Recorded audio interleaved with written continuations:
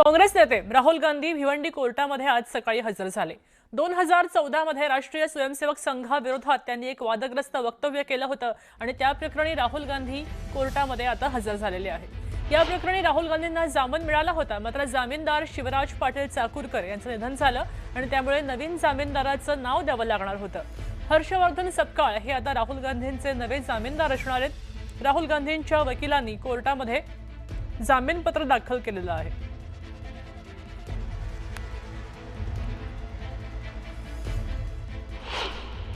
हर्षवर्धन सकपाळजी आज आम्ही त्यांचे बेलचे पेपर माननीय भिवंडी न्यायालयासमोर प्रस्तुत केलं आणि कोर्टाने ते ॲक्सेप्ट केलेलं आहे की माननीय शिवराज पाटील चाकूरकर साहेब यांचं निधन झालं आणि त्यामुळे भारतीय नागरिक सुरक्षा संहितेनुसार प्रत्येक आरोपींना नवीन फ्रेश जामीन देणं बंधनकारक आहे।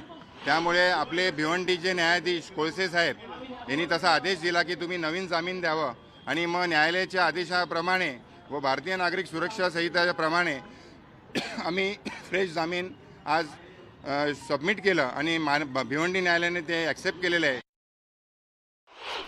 नाही, असं आहे, न्यायालयीन प्रक्रिया जी आहे त्या प्रक्रियेमध्ये सर्वात पहिल्यांदा तर फिर्यादी पक्ष त्या फिर्यादी पक्षाचा संपूर्णपणे पुरावा मेहरबान न्यायालयामध्ये दाखल केला जाईल। आता अजून फिर्यादी पक्षाचा पुरावा सुरू आहे।